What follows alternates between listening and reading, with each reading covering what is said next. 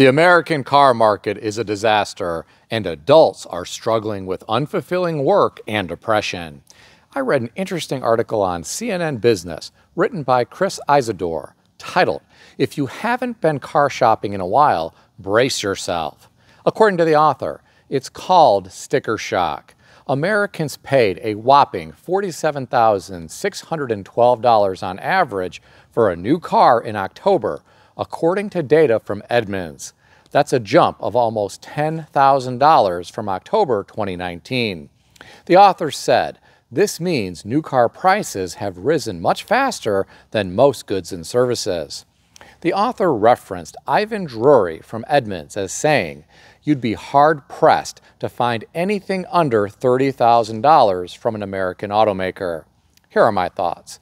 This is sad to read about. We once were an industrial superpower.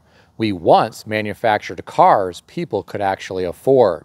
Now some Americans are working multiple jobs and stand little to no chance of being able to buy a new car unless they finance it for 84, 96, or 108 months.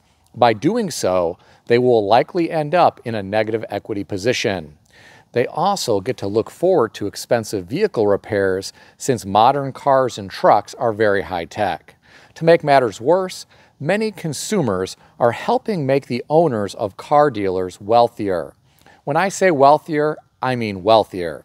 Some of these people are making huge profits because consumers are being forced to pay for dealer add-ons that are incredibly marked up. For example, many dealers are now putting paint protection on all of their vehicles. This might cost them less than $100, and then they charge over $1,000 for it. They can't take it off, so people just have to pay for it. Some dealers install pinstriping or window tint and do the same thing. Then there are dock fees. The lowest I've seen is $199, and the most expensive I've seen is $699. Why do car dealers still charge these dock fees? Most of the documents you sign are now digital. It's not like they are burning up their copying machine printing out paper documents anymore. I think all of this greed is starting to reach a tipping point. Look at all of the layoffs recently. Stellantis is laying off workers. Nissan is laying off people. General Motors just announced this week they will be laying off 1,000 workers. I think there will be more to come, but what do I know? I'm just some guy on YouTube. What do you think about all this? Share your thoughts in the comment section below. I just shared some bad news about the auto market. This next article provides some information about how Americans feel about their jobs. I read this on yahoo.com, put out by MoneyWise and written by Visesh Razinghani, titled, "Ben Shapiro Says More Americans Are Aching for Retirement Due to Unfulfilling Work. 3 Tips to Turn It Around." The author referenced a recent episode of The Ramsey Show with Ben Shapiro. Ben Shapiro said, and I'll quote, "What I see is an increasingly depressed America." The author then referenced a Gallup poll which revealed that 17.8% of U.S. adults are currently struggling with or being treated for depression, which is up 7 percentage points since 2015. Less than 47% of Americans find their work fulfilling all or most of the time. Here are my thoughts. I'm sure there are Americans who are aching for retirement due to unfulfilling work, but many won't be able to retire. Many have not saved enough money. Some never will. Right now in America, many people are living paycheck to paycheck, and they can't even begin to think about saving for retirement. Some will reach an age where they can no longer work, and they will only have Social Security to rely on. It is sad to hear about a high percentage of Americans who are struggling with depression. I truly hope they get the help they need so they can overcome it. I can understand why many Americans are depressed, though. Many haven't seen their wages keep pace with inflation, and they are having a hard time affording life. Many are watching the buying power of their wages erode before their very eyes. I'd like to share my thoughts about the fact that less than 47% of Americans find their work fulfilling all or most of the time. I think some of this has to do with morale. Many haven't seen their wages increase to keep up with inflation here in America, and this likely impacts their morale. Others may be caught in a situation where more work is being piled on and they aren't receiving any additional compensation. Some may be in a situation where they can barely keep their heads above water because the workload has become so unmanageable. Some companies expect their employees to do more and more. Many don't realize the expectations are unrealistic. Now, I read some of the comments beneath this article. I'll share some of them with you. The first commenter said, "I'm 54 and all I think about is retirement. It's definitely the younger generation management impossible expectations, along with the fact they want zero employee input. Yeah, I used to like my job, and now I hate even pulling into the parking lot." The next commenter said, "Everyone I know hates their job and are looking for a way out. People can ignore the reality and blame them for being lazy, etc., but these people keep the world around you up and functioning.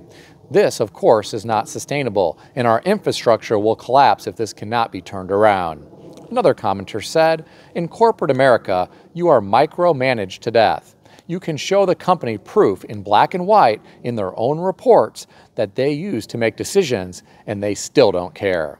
I could do this job better and get better results if you just leave me alone and let me do it. But nope, we have to micromanage." Now, the last comment that I'll share with you came from someone who said, "No one can afford to even choose where to work, let alone retire. All of your retirement savings are going straight into your hospital bills. All of you will get ill at some point." Well, my friends, the commenters always have interesting things to say. What do you think about all this? Share your thoughts in the comment section below. I read another interesting article today. This one was on foxbusiness.com, written by Aislinn Murphy, titled, "Americans Reveal Their Biggest Financial Regret About Potential Retirement." The author of this article referenced a YouGov survey, which revealed 77% of American adults hold some type of financial regret. 22% had remorse about not getting an early enough start on stashing away funds for retirement.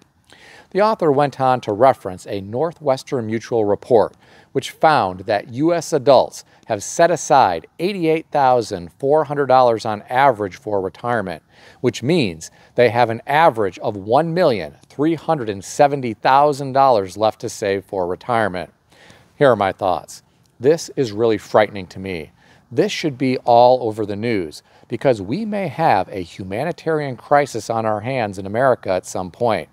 I worry about how people are going to take care of themselves in the future when they are too old to work.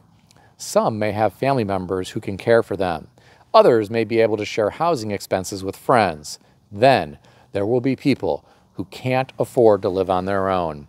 They may end up homeless. Now, the author said U.S. adults still need to save $1,370,000 for retirement. Depending on their age, that is nothing but wishful thinking. Many won't ever be able to do that.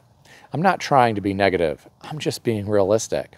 Young people who start saving for retirement and consistently contribute to a diversified portfolio throughout their working careers may do quite well. Unfortunately, many people don't start when they are young. They worry about retirement when their friends start talking about it and they realize they haven't even started planning for it yet. What do you think about all this? Share your thoughts in the comment section below. If you enjoyed this video, consider subscribing to the channel.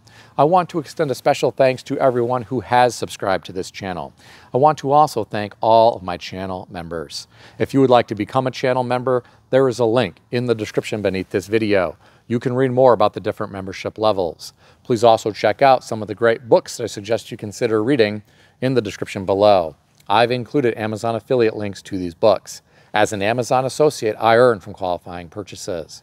Stay healthy and wealthy. I'll see everyone in the next video.